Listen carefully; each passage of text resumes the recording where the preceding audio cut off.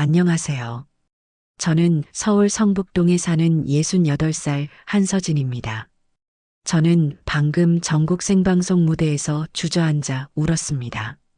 별빛 트로트 페스티벌 결승전 수천 명의 관객 앞에서요.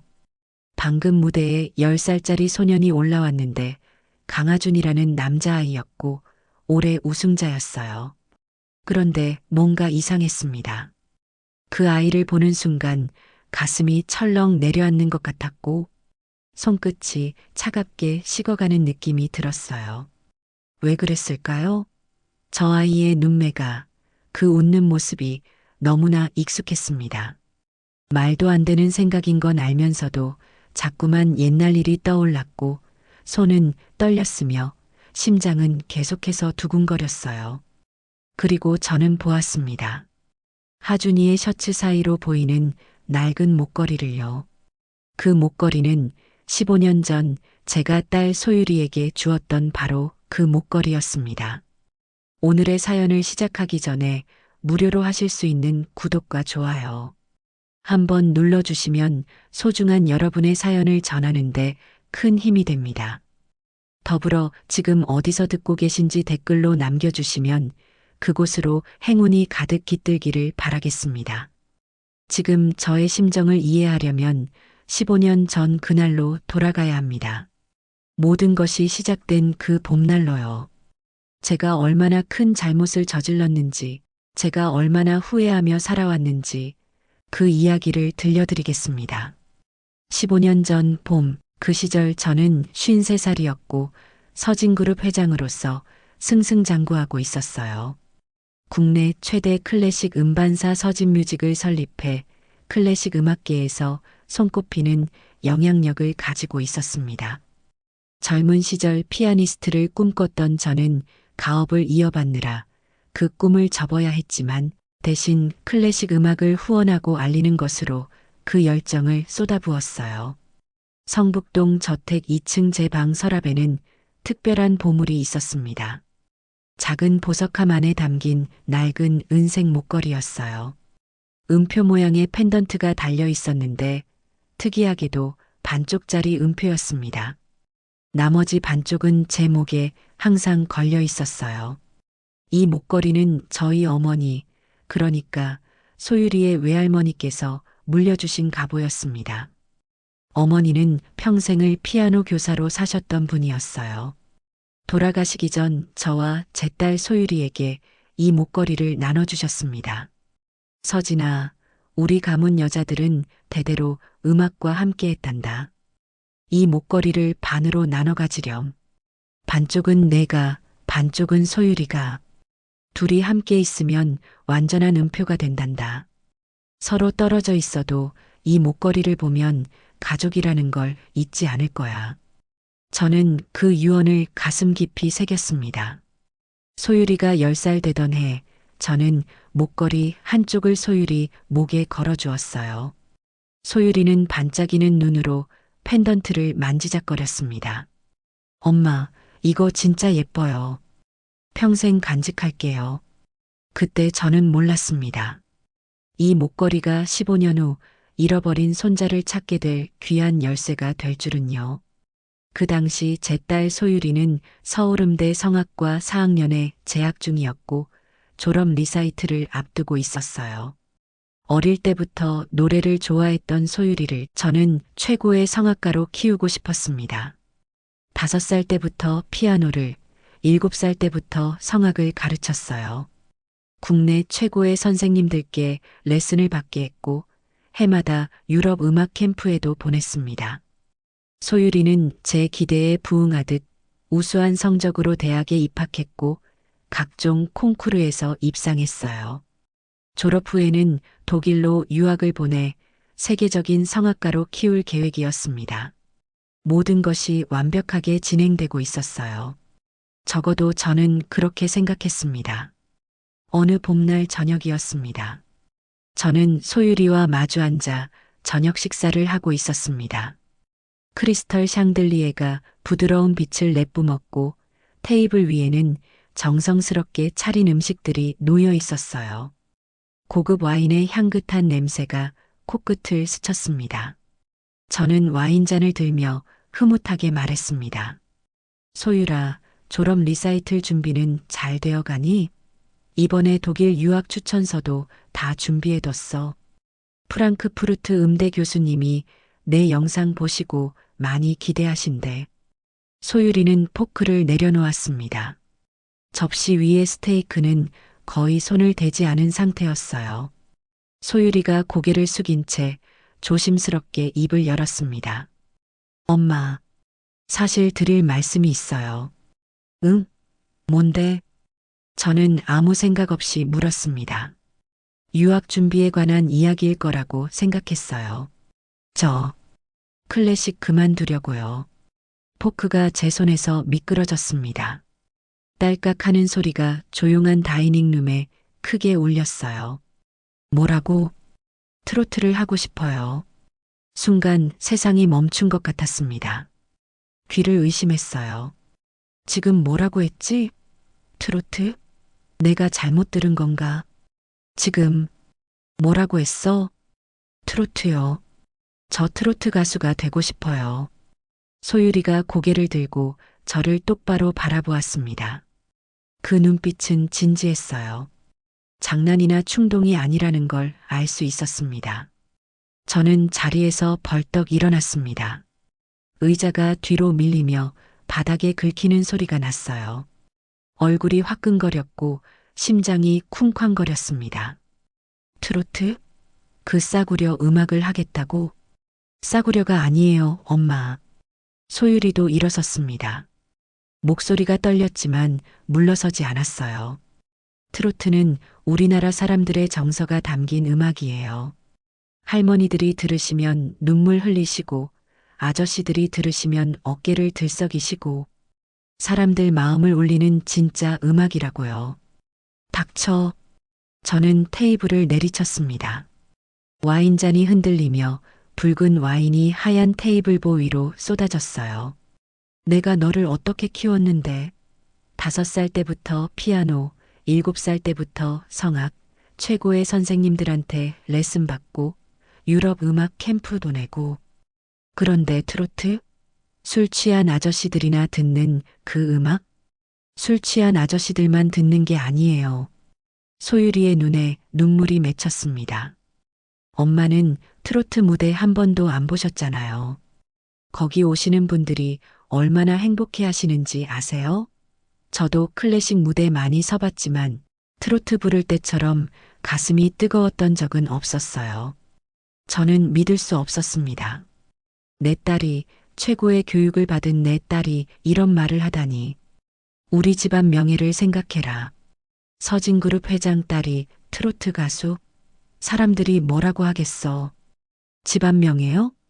소율이가 씁쓸하게 웃었습니다. 저는 집안 명예 때문에 클래식 했던 거 아니에요. 제가 좋아서 했어요. 근데 이제 더 좋아하는 걸 찾은 거예요. 엄마는 왜 제 마음은 안 봐주세요? 저는 냉정하게 말했습니다. 내 눈에 흙이 들어가기 전엔 절대 안 돼. 이 얘기는 여기서 끝이야. 저는 냅킨을 테이블 위에 던지고 다이닝룸을 나왔습니다. 발걸음이 쿵쿵 울렸고 가슴은 분노로 부글부글 끓었어요. 그날 밤 저는 잠을 이루지 못했습니다. 천장만 바라보며 생각했어요. 소율이가 왜 저런 말을 했을까? 사춘기가 늦게 온 건가? 아니면 누가 꼬드긴 건가? 하지만 소율이는 포기하지 않았습니다. 아니, 저는 몰랐어요. 소율이가 이미 오래전부터 트로트를 해왔다는 것을요. 이미 1년 넘게 활동을 해오고 있었어요. 학교 수업이 끝나면 소율이는 곧장 노래방으로 향했습니다. 혼자 방을 잡고 서너 시간씩 트로트 연습을 했어요. 처음에는 목소리가 갈라지고 박자가 흔들렸지만 매일 연습하다 보니 점점 나아졌습니다. 소율이는 클래식 발성과 트로트 발성을 접목시키는 자신만의 스타일을 만들어 갔어요. 연습만으로는 부족했습니다. 무대 경험이 필요했어요. 소율이는 인터넷에서 지방 소규모 행사를 검색했습니다. 경로당 어르신 잔치, 시장 상인 행사, 마을 축제 같은 작은 무대들이었어요. 대부분 사례비가 거의 없거나 교통비 정도만 주는 곳이었습니다. 소율이는 예명을 만들었습니다. 별이 본명을 숨기기 위해서였어요. 재벌가 딸이 트로트를 부른다는 게 알려지면 엄마 귀에 들어갈 것이 뻔했으니까요. 첫 무대는 경기도 양평의 작은 경로당이었습니다. 10평 남짓한 작은 공간에 할머니, 할아버지 20분 정도가 앉아 계셨어요. 소율이는 떨리는 손으로 마이크를 잡았습니다. 트로트 한 곡을 부르기 시작했어요. 처음에는 목소리가 떨렸습니다. 하지만 노래를 부르면 부를수록 가슴이 뜨거워졌어요. 어르신들이 어깨를 들썩이시기 시작했습니다. 한 할머니는 눈물을 훔치셨고 한 할아버지는 박수를 치며 잘한다 를 외치셨어요. 노래가 끝나자 어르신들이 일어나 박수를 쳐주셨습니다. 아이고, 목소리 참 곱다. 우리 손녀 같은 게 트로트를 이렇게 잘 부르네. 속이 다 시원하다, 시원해. 소율이는 그 순간을 평생 잊지 못했습니다. 클래식 무대에서 받은 박수와는 달랐어요. 가슴 깊은 곳에서 뜨거운 무언가가 올라왔습니다. 이것이 진짜라는 느낌이었어요. 그날 이후 소율이는 더욱 열심히 활동했습니다. 경로당, 시장, 마을 축제. 갈 수 있는 곳은 어디든 갔어요. 입소문이 나기 시작했습니다. 경기도에 트로트 잘 부르는 젊은 아가씨가 있다더라. 섭외 요청이 조금씩 늘어났어요. 그러던 중 소율이는 한 남자를 만났습니다. 강민혁, 32살, 영세 기획사 스타로드엔터의 대표였어요. 민혁은 소율이의 무대를 우연히 보게 되었습니다. 경기도 이천의 작은 축제였어요. 무대 아래서 소율이의 노래를 들은 민혁은 눈이 번쩍 뜨였습니다. 저의 뭔가 달라. 얼굴도 예쁘고 제대로 키우면 대박 나겠는데?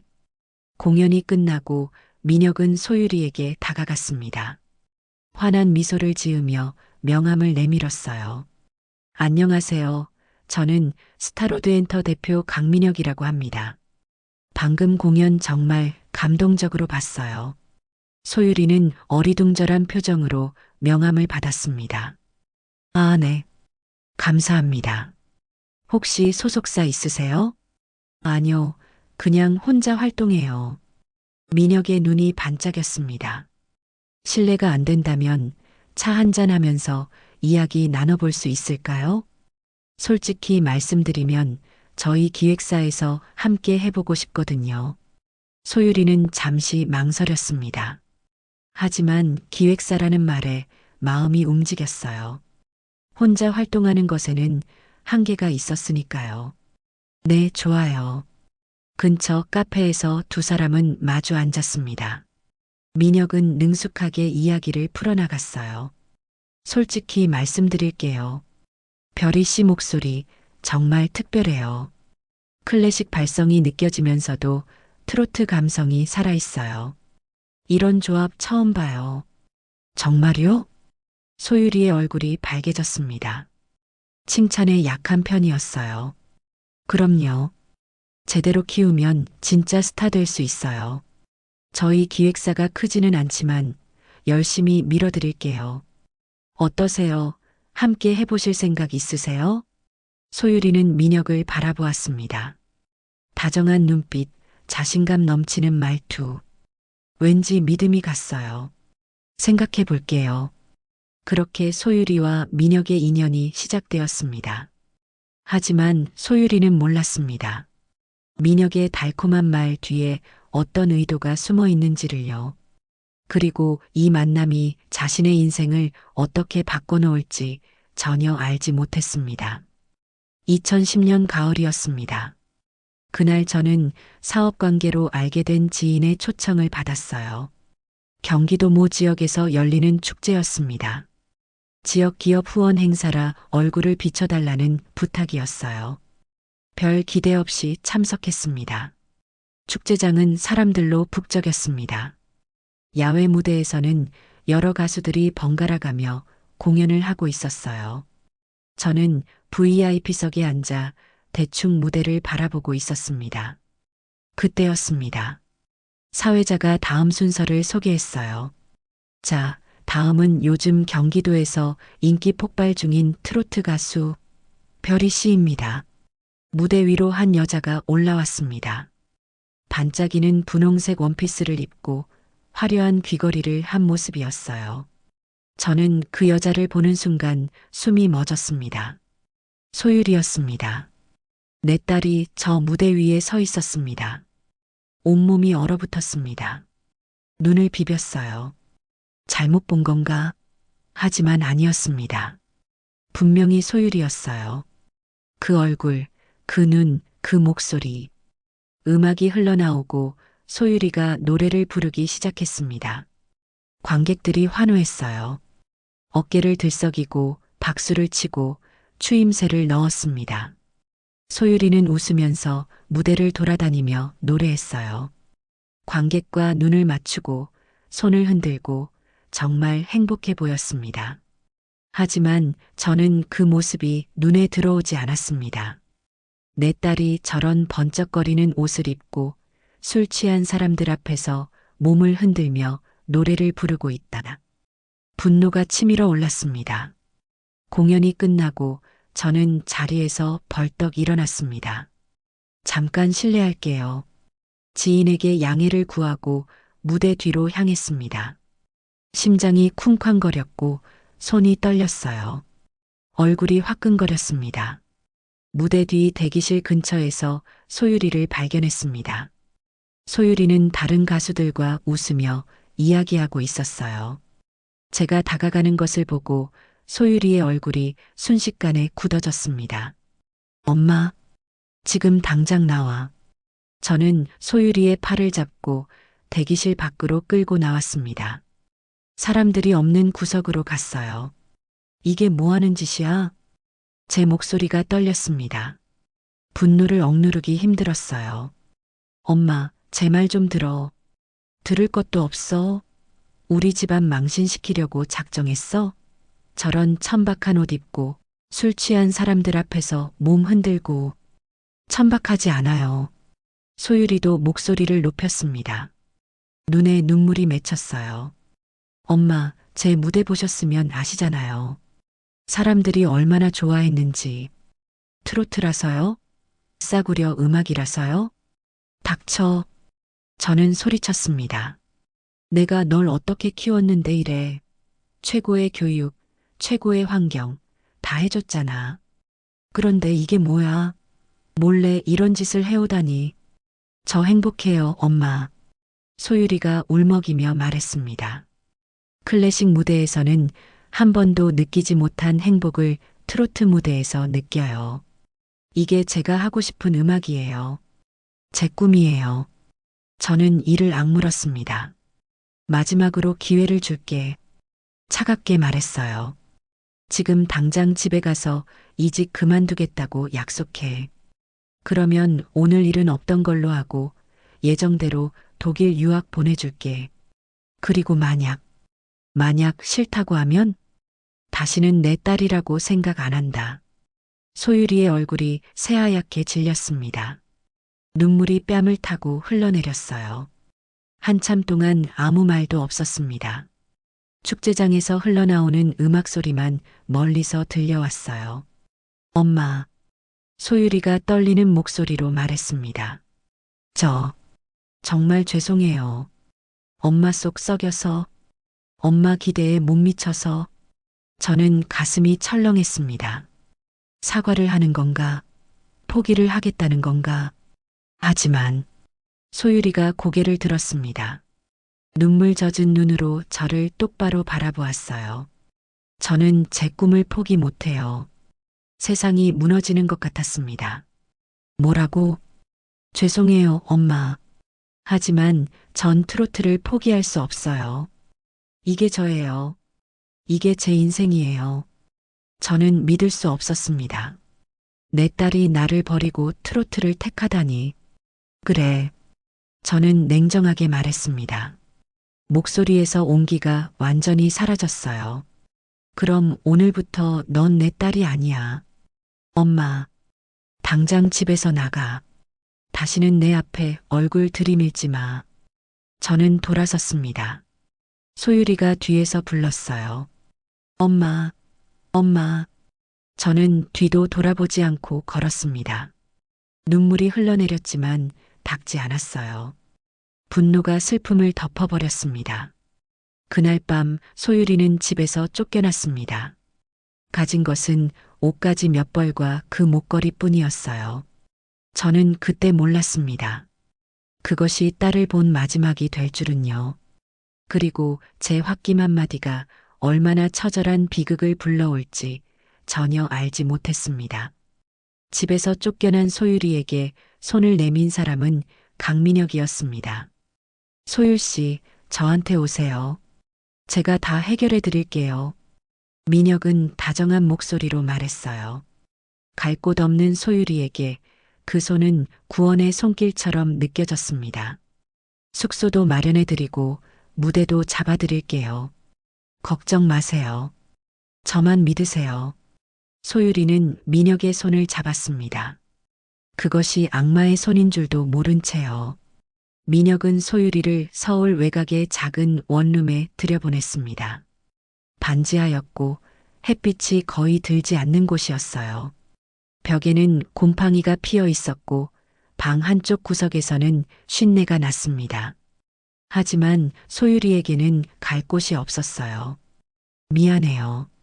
지금은 사정이 이래서 조금만 참아요. 금방 더 좋은 곳으로 옮겨드릴게요. 민혁은 미안한 척 웃었습니다. 소율이는 고개를 끄덕였어요. 괜찮아요. 감사해요, 민혁 씨. 처음에는 작은 무대부터 시작했습니다. 경로당, 시장 행사, 지역 축제 같은 곳이었어요. 소율이는 열심히 노래했고 반응도 나쁘지 않았습니다. 하지만 시간이 흐르면서 무대의 성격이 달라지기 시작했어요. 소율 씨, 내일 행사 하나 있는데. 어디요? 강남 쪽 술집이야. 영업 공연인데 사례비가 꽤 괜찮아. 소율이는 눈을 깜빡였습니다. 술집이요? 야, 뭘 그렇게 걱정해? 노래만 부르면 돼. 술집이라고 다 나쁜 건 아니야.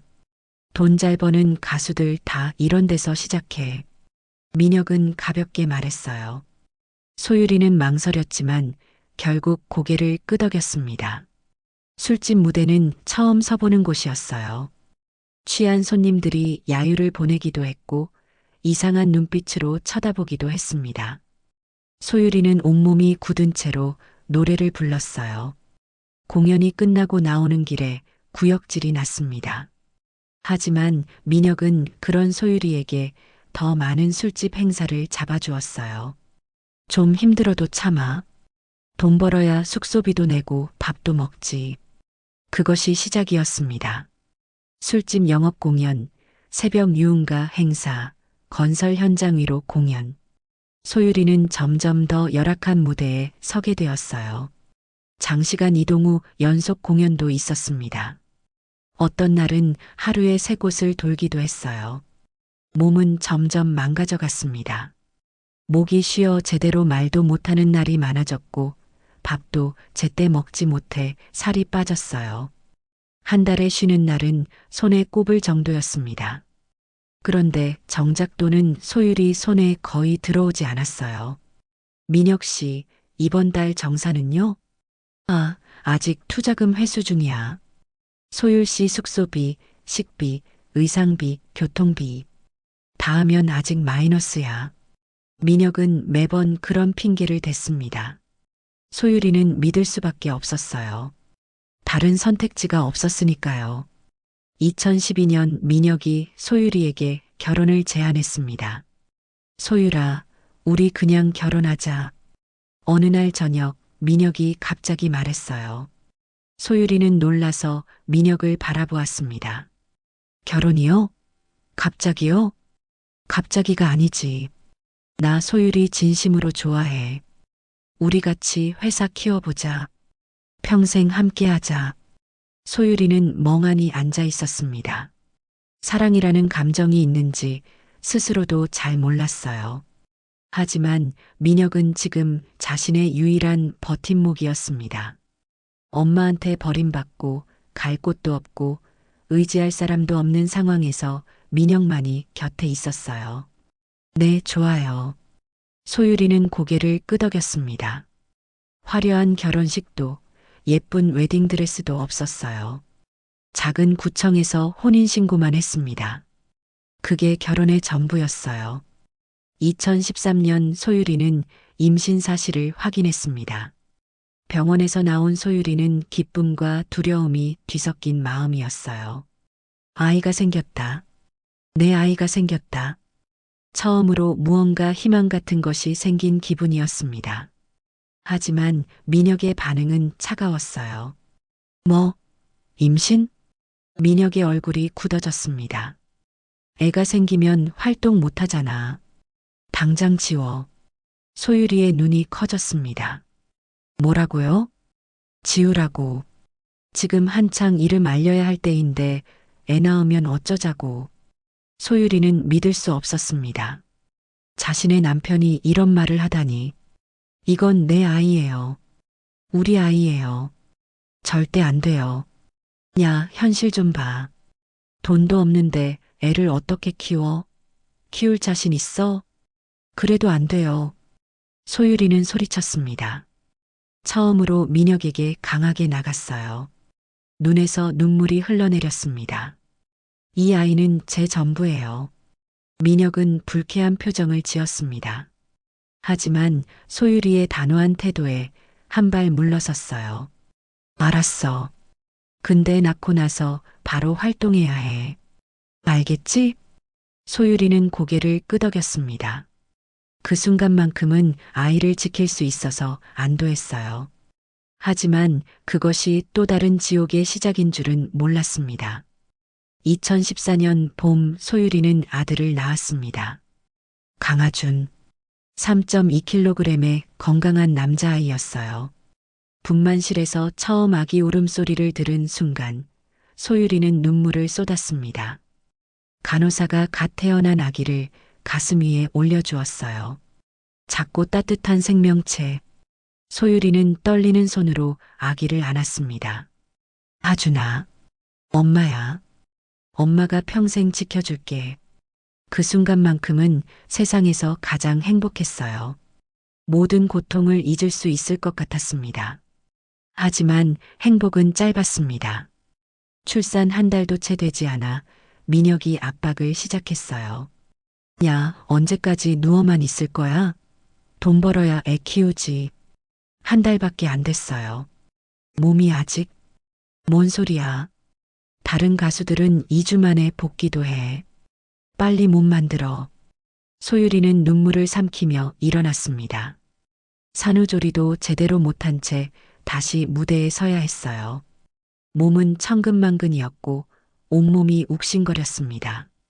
하지만 선택의 여지가 없었어요. 소율이는 무대 위에서 노래하면서도 아이 생각에 가슴이 찢어지는 것 같았어요. 하준아, 미안해. 엄마가 미안해. 매일 밤 아이를 안고 울었습니다.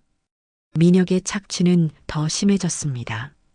하루에 2~3개의 행사를 돌았고 술집 영업은 기본이었어요.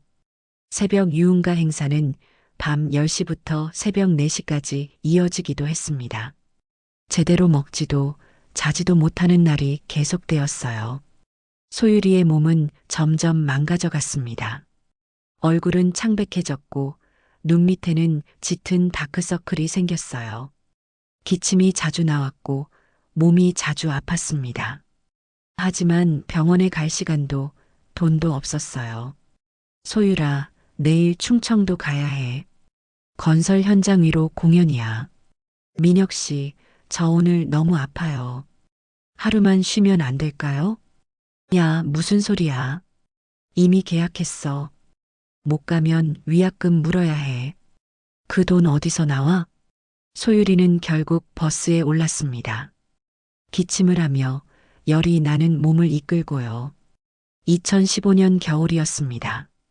소율이의 건강은 극도로 악화되어 있었어요. 연속된 과로와 영양실조, 스트레스가 누적된 결과였습니다. 기침이 멈추지 않았고 열이 오르락 내리락 했어요. 하지만 쉴 수가 없었습니다. 어느 날 소율이는 무대에서 쓰러졌습니다. 경기도의 한 소규모 행사장이었어요.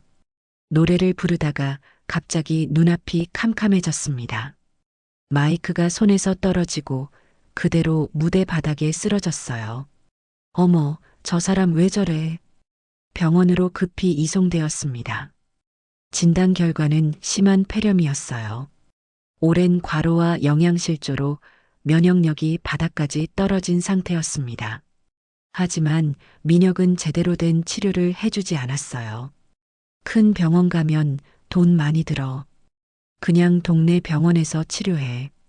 열악한 환경에서 소율이의 상태는 점점 악화되었습니다. 폐렴은 합병증으로 번졌고 숨쉬기조차 힘들어졌어요. 어느 날 밤 소율이는 민혁을 불렀습니다. 민혁 씨, 목소리가 가늘게 떨렸어요. 얼굴은 새하얗고 입술은 파랗게 질려 있었습니다. 왜? 민혁이 귀찮다는 듯 다가왔어요. 하준이, 부탁해요. 소율이가 떨리는 손으로 민혁의 손을 잡았습니다. 음악 시키지 마세요. 평범하게 키워주세요. 저처럼 되면 안 돼요. 무슨 소리야? 넌 금방 나을 거야. 아니에요.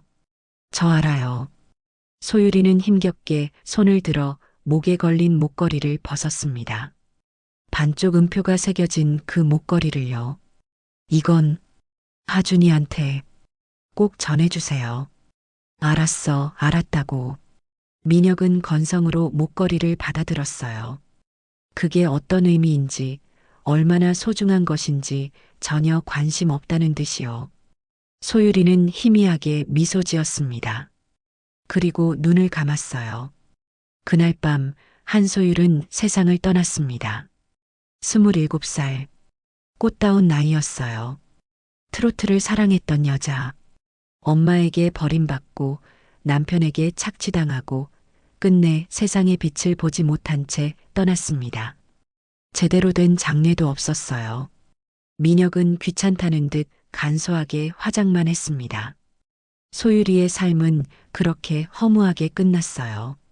하지만 한 가지 남은 것이 있었습니다. 그녀의 아들 강하준, 그리고 아들의 손에 전해진 반쪽 음표 목걸이. 저는 그때 이 모든 것을 몰랐습니다. 딸이 그렇게 고통받으며 살았다는 것을, 딸이 아이를 낳았다는 것을, 그리고 딸이 세상을 떠났다는 것을요. 딸을 내쫓은 그날 밤 저는 잠을 이루지 못했습니다. 성북동 저택의 넓은 침실이 그 어느 때보다 텅 비어 보였어요. 천장만 바라보며 뒤척였습니다.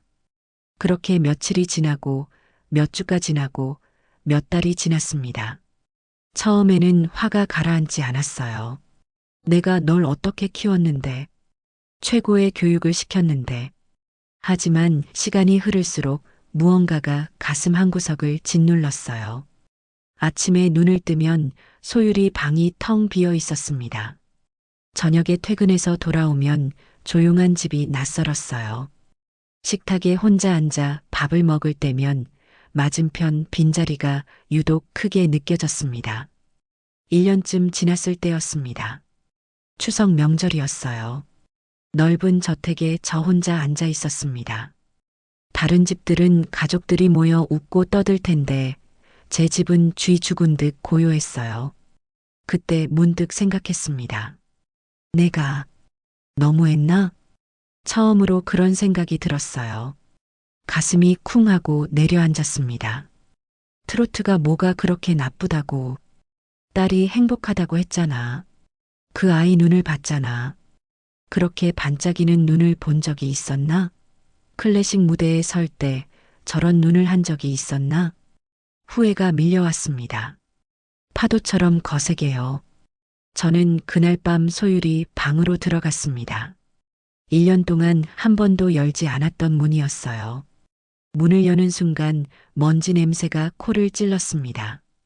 불을 켜자 모든 것이 그대로였어요. 소율이가 쓰던 책상, 침대, 옷장, 벽에는 어릴 때 사진들이 붙어 있었습니다. 피아노 콩쿠르 상장도 있었고 대학 입학 때 찍은 사진도 있었어요. 저는 침대에 앉았습니다.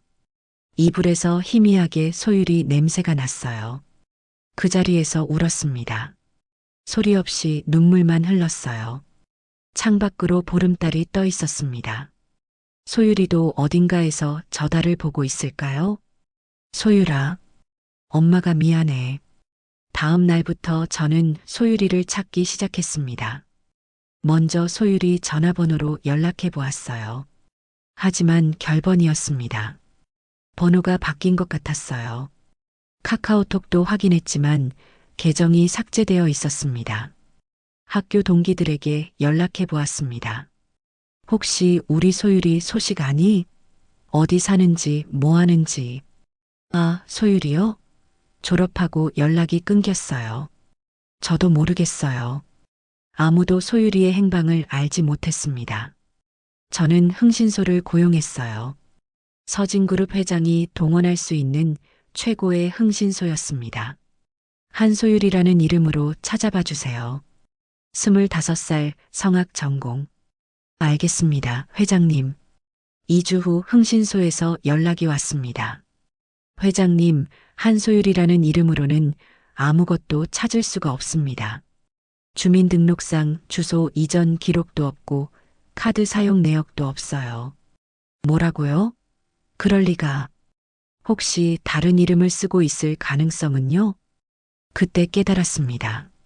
소율이가 예명을 쓴다는 것을요. 그날 축제 무대에서 사회자가 불렀던 이름. 별이. 하지만 별이라는 이름만으로는 찾을 수가 없었어요. 그런 예명을 쓰는 트로트 가수가 얼마나 많겠어요. 전국 소규모 행사장을 다 뒤져서라도 찾아봐 주세요. 트로트 가수로 활동하고 있을 거예요. 네, 알겠습니다. 하지만 결과는 같았습니다. 소율이는 어디에도 없었어요. 마치 연기처럼 사라져버린 것 같았습니다. 저는 몰랐어요. 소율이가 그때 이미 강민혁이라는 남자에게 붙잡혀 있다는 것을요.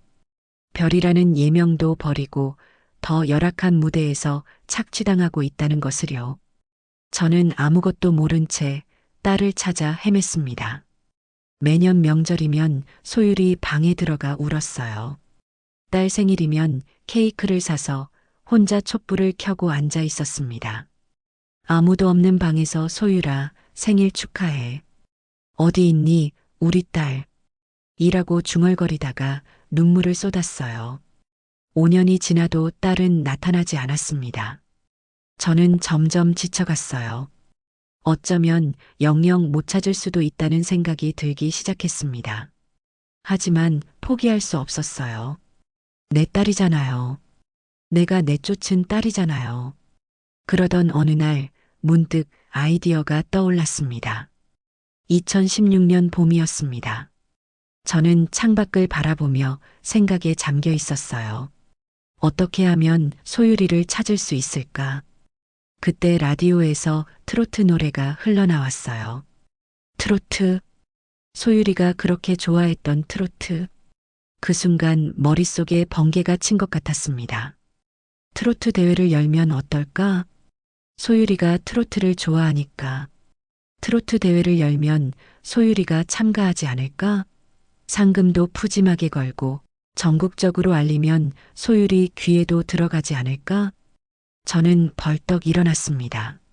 심장이 쿵쾅거렸어요. 희망이라는 게 처음으로 느껴졌습니다.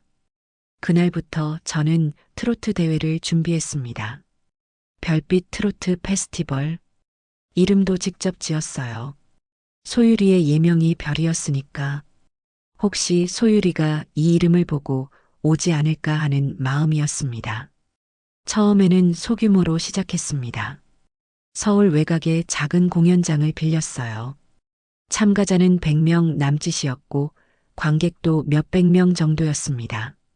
하지만 저는 예선부터 본선까지 모든 참가자를 직접 확인했어요. 이 참가자 명단 좀 주세요. 네, 회장님. 저는 명단을 하나하나 살펴보았습니다. 한소율이라는 이름은 없었어요. 별이라는 이름도 없었습니다. 하지만 포기하지 않았어요. 혹시 예명으로 참가한 분 중에 진짜 이름이 한소율인 분 있나요? 확인해 보겠습니다.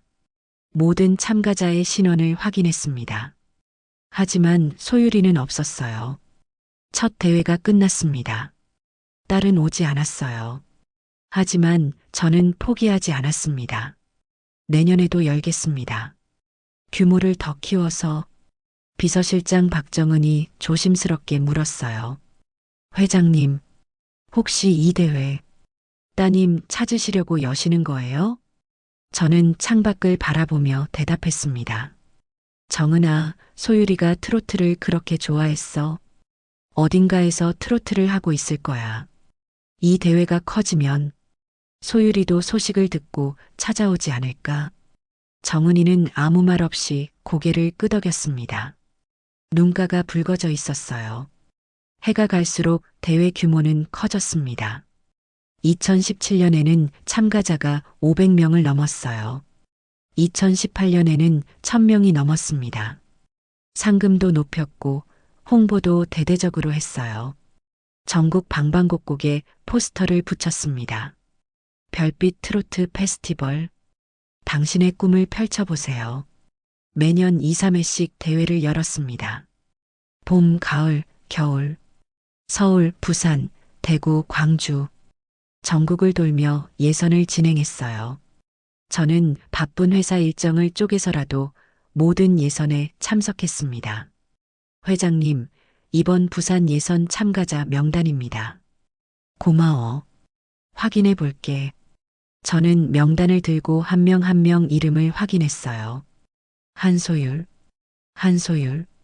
그 이름을 찾으며 종이가 닳도록 살펴보았습니다. 하지만 매번 실망뿐이었어요. 예선 무대에서도 저는 참가자들을 유심히 살펴보았습니다. 혹시 이름을 바꿔 쓸 수도 있으니까요. 저 사람이 소율이 아닐까? 저 여자가 소율이 아닐까? 하지만 번번이 아니었어요.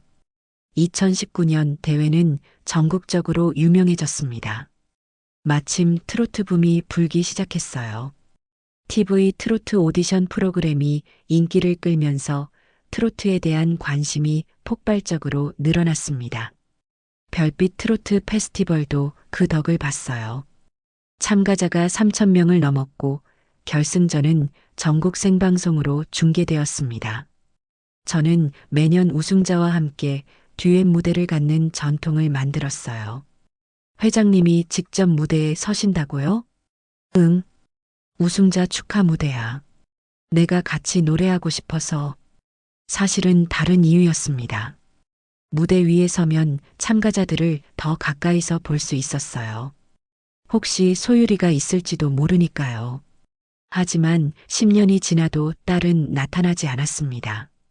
저는 항상 목에 그 목걸이를 걸고 다녔습니다. 반쪽 음표가 새겨진 목걸이요. 매일 아침 거울 앞에서 그 목걸이를 만지작거렸어요. 펜던트의 반쪽 음표를 손가락으로 쓸어보며 생각했습니다. 소율아, 넌 어디 있니? 나머지 반쪽을 가지고 어디 있니? 대회 무대에 설 때도 저는 무의식적으로 참가자들의 목을 살펴보았어요.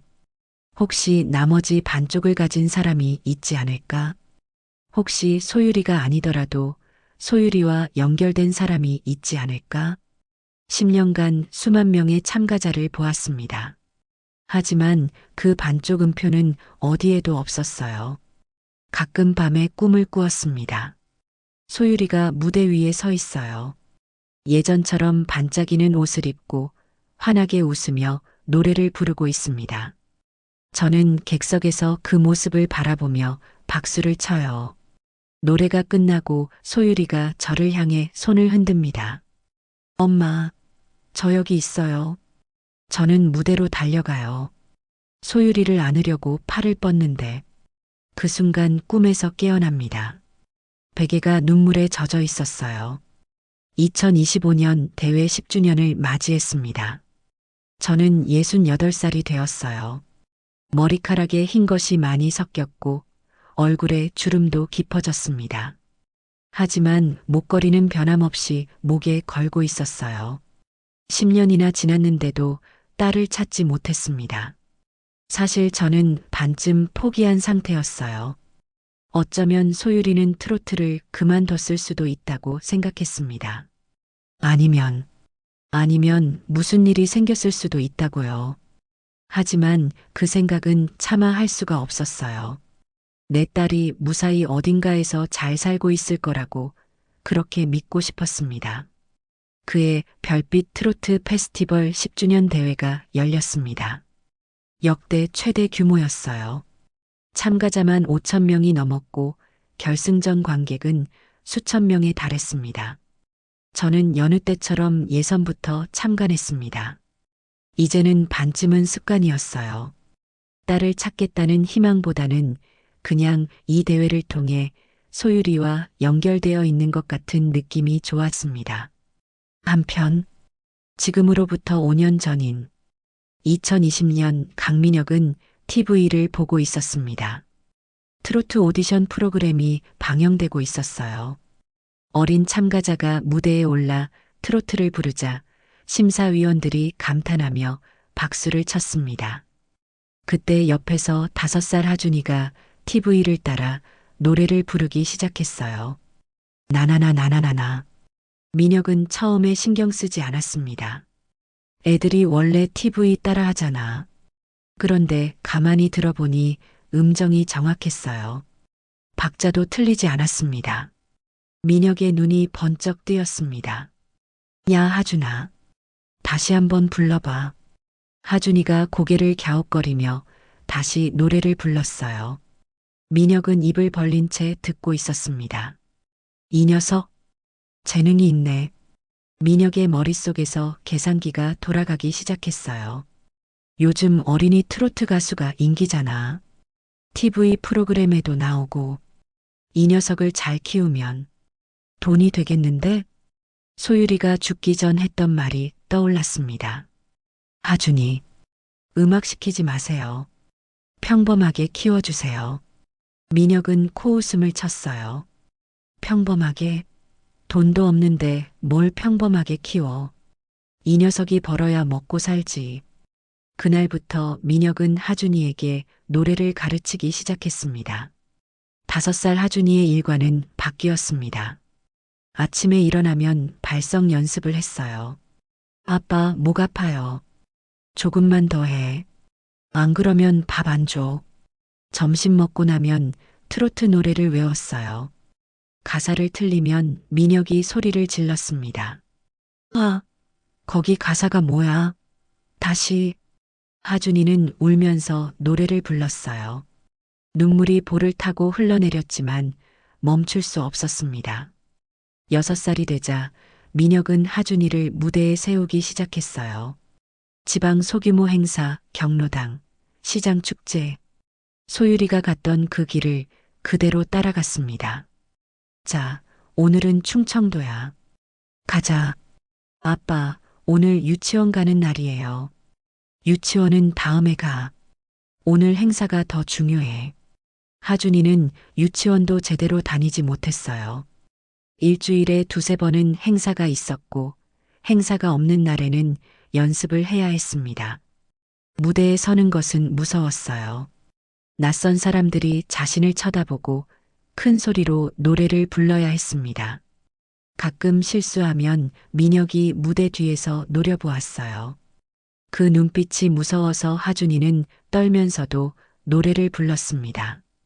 공연이 끝나면 사람들이 박수를 쳐주었어요. 어머, 애가 노래를 잘하네. 귀엽다, 귀여워.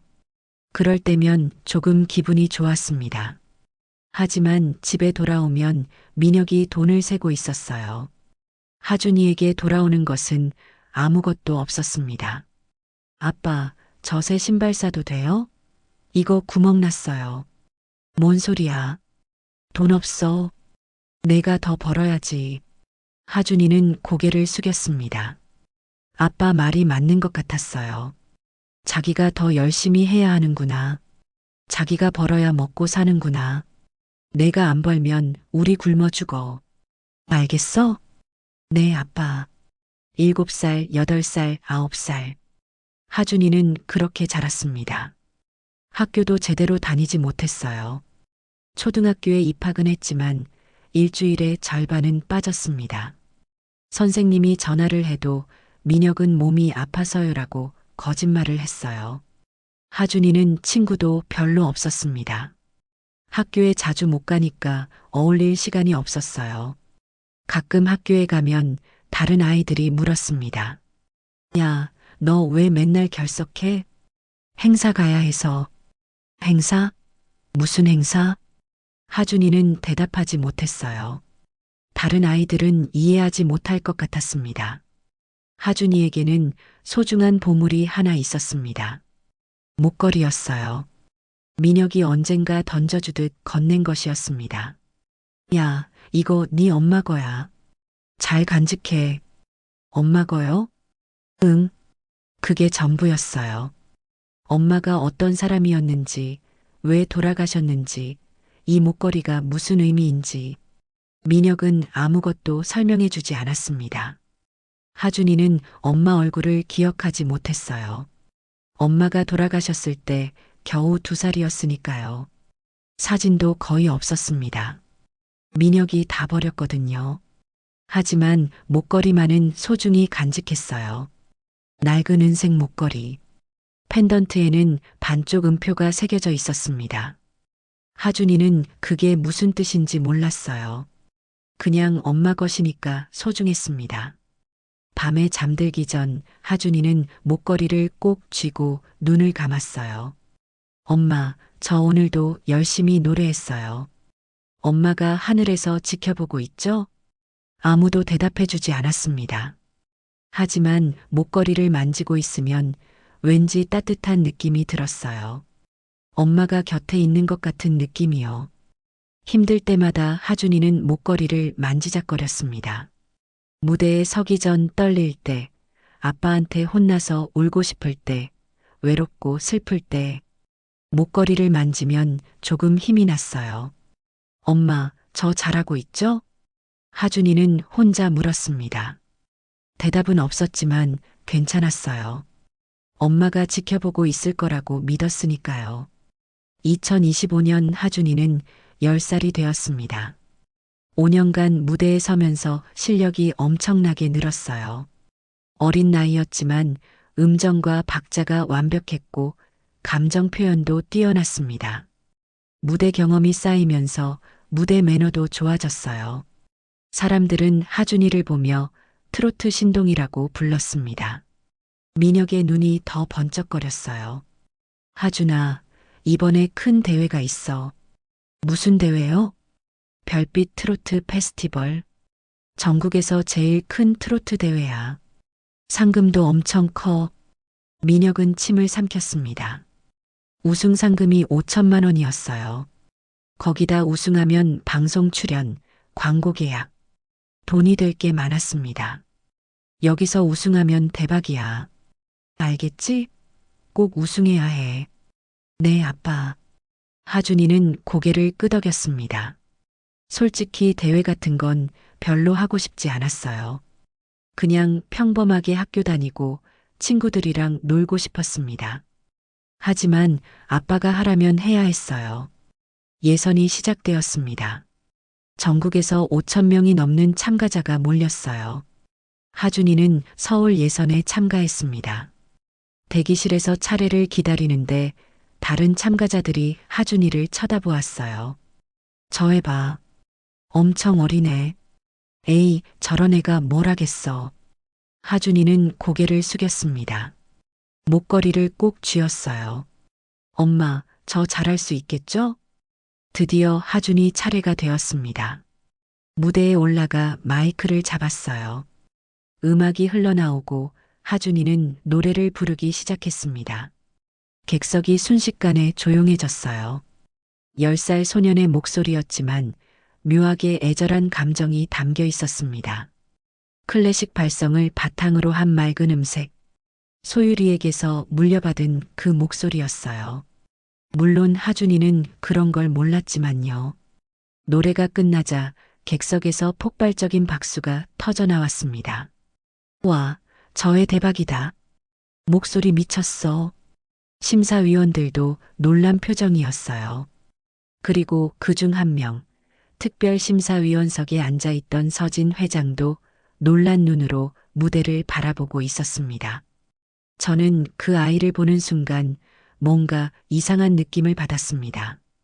예선 심사를 하면서 수많은 참가자들을 보았어요. 잘하는 사람도 있었고 못하는 사람도 있었습니다.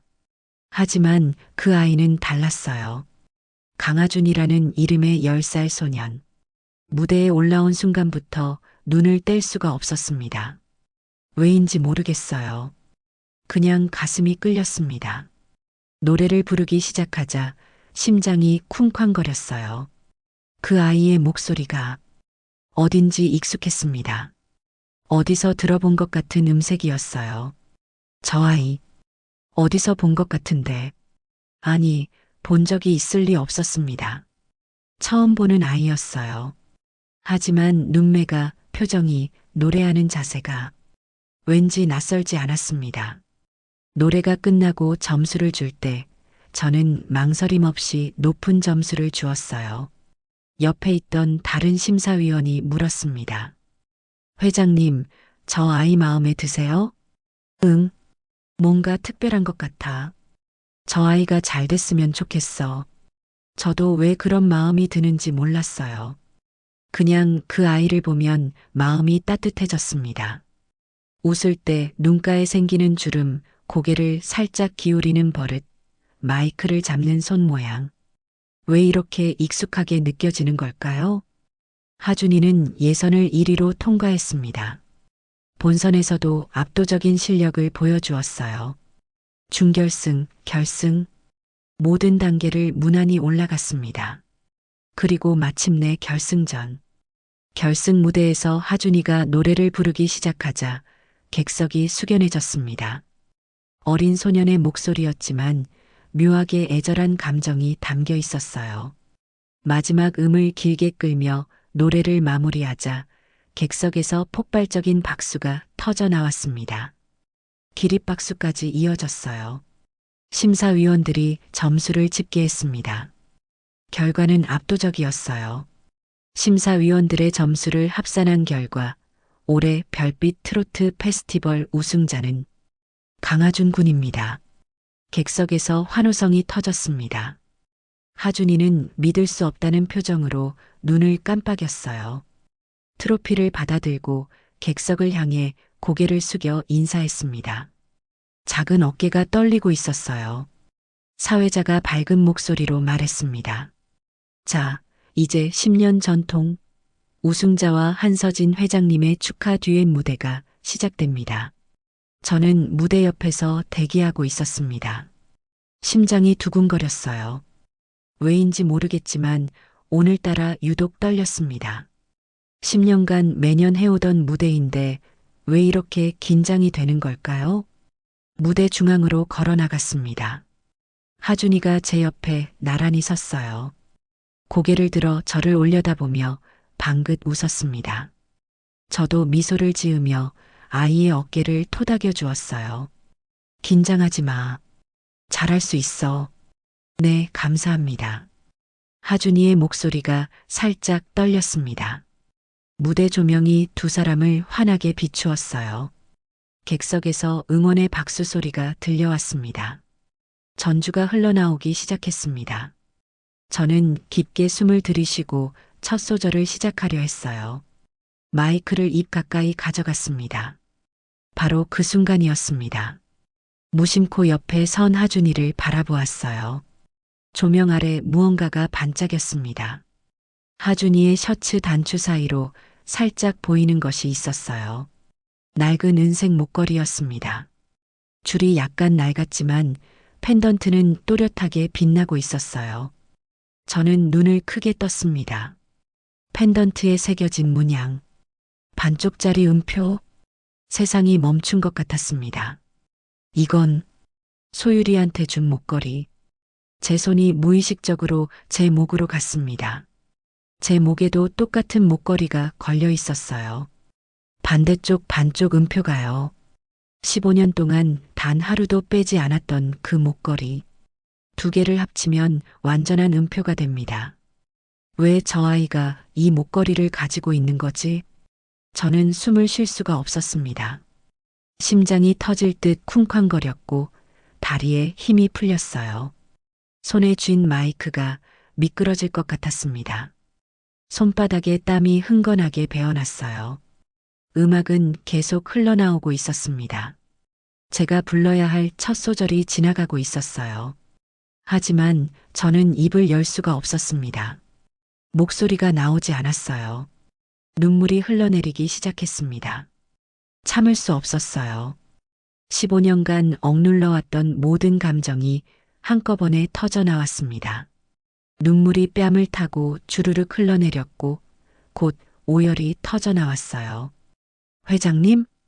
하준이가 놀란 눈으로 저를 올려다보았습니다. 작은 손으로 제 팔을 잡았어요. 회장님, 괜찮으세요?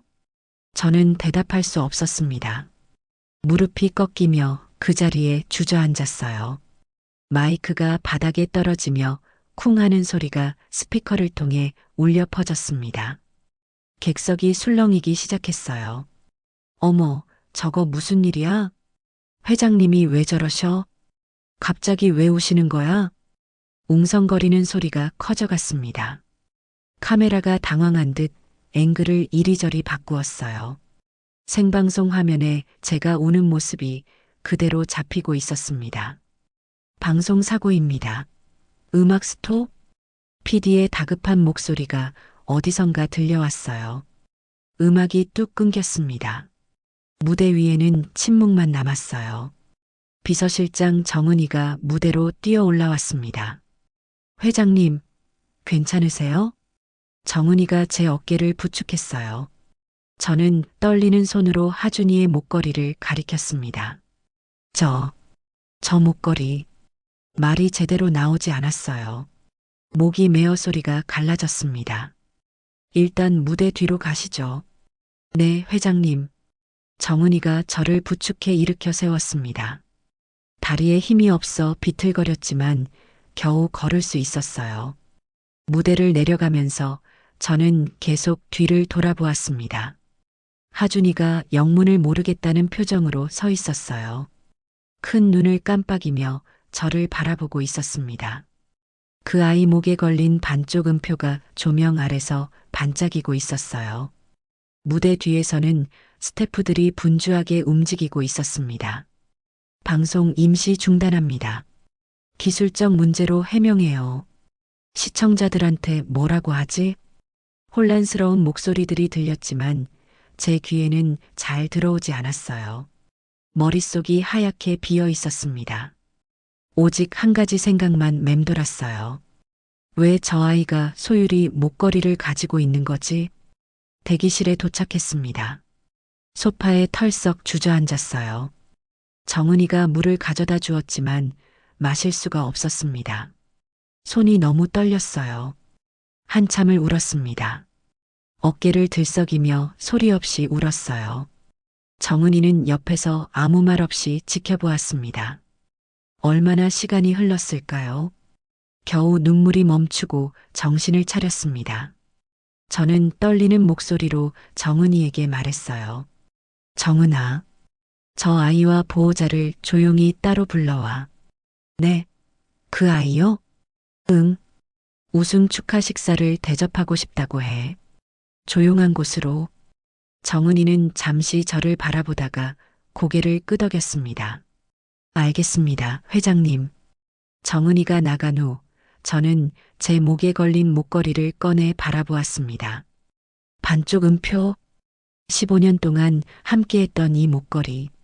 나머지 반쪽을 찾아 10년간 대회를 열었던 이 목걸이. 소율아, 왜 저 아이가 내 목걸이를 가지고 있는 거니? 손가락으로 펜던트를 쓸어보았습니다. 차가운 금속의 촉감이 손끝에 느껴졌어요. 눈물이 또다시 흘러내렸습니다. 1시간 후, 저는 서울 시내의 고급 한정식 집에 있었습니다. 조용한 개인실이었어요. 창밖으로 도시의 야경이 보였고, 은은한 조명이 실내를 비추고 있었습니다.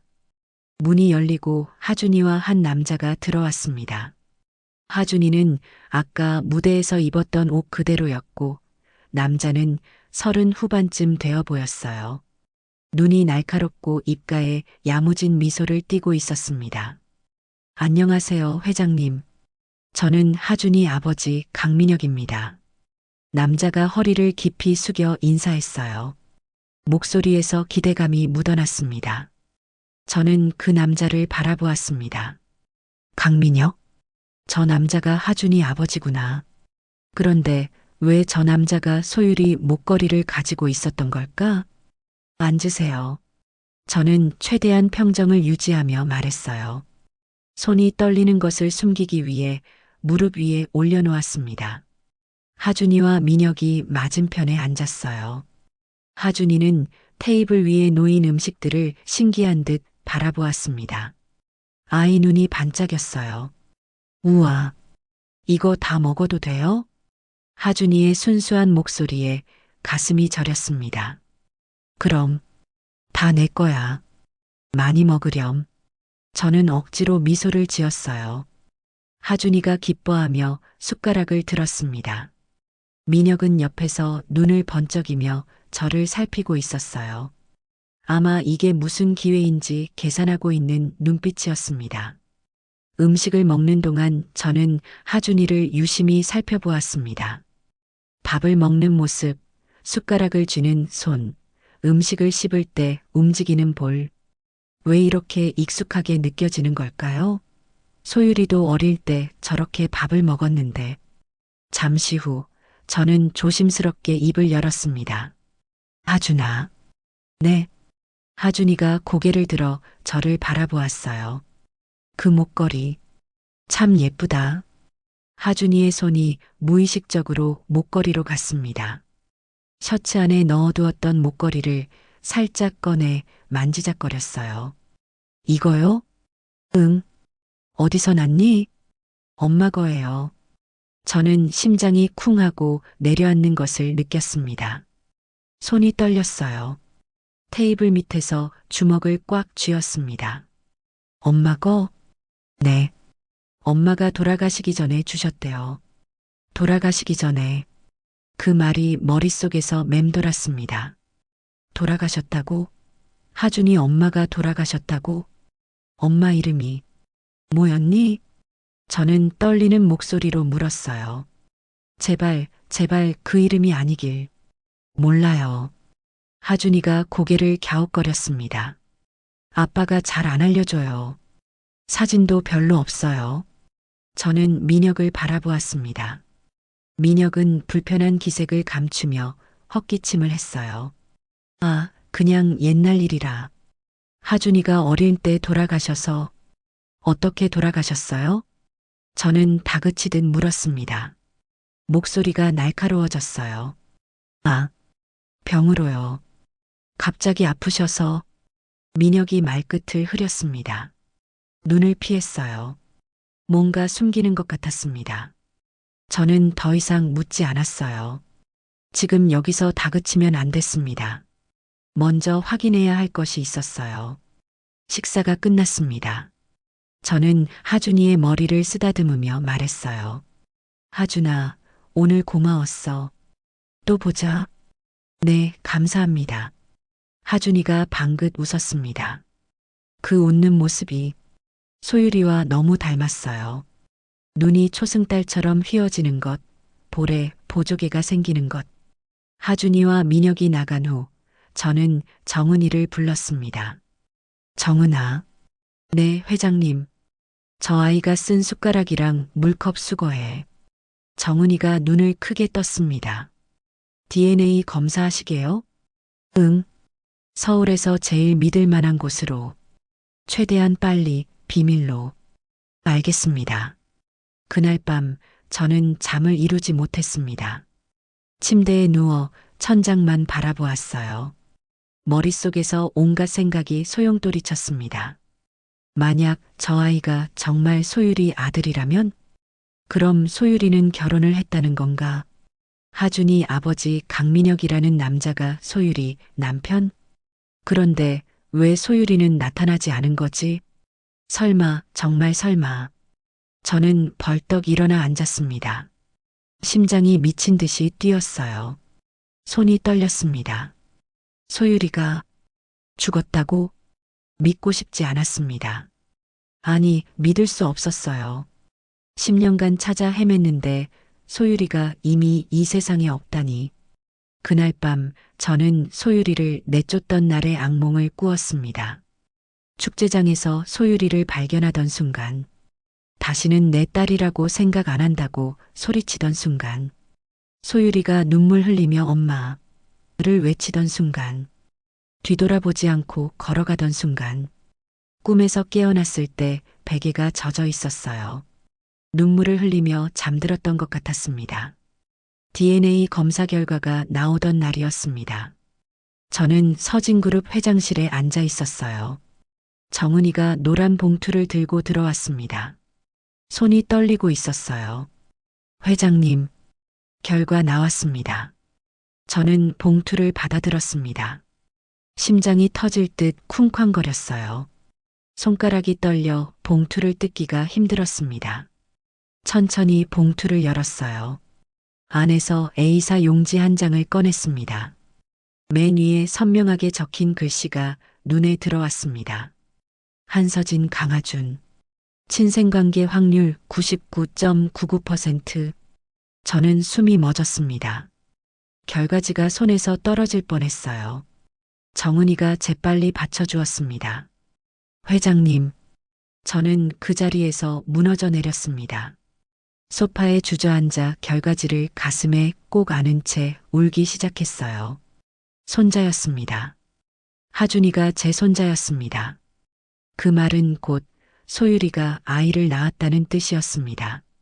제가 모르는 사이에, 제가 찾지 못하는 사이에 소율이는 결혼을 하고 아이를 낳았어요. 기쁨과 슬픔이 동시에 밀려왔습니다. 손자를 찾았다는 기쁨. 하지만 동시에 의문이 들었어요.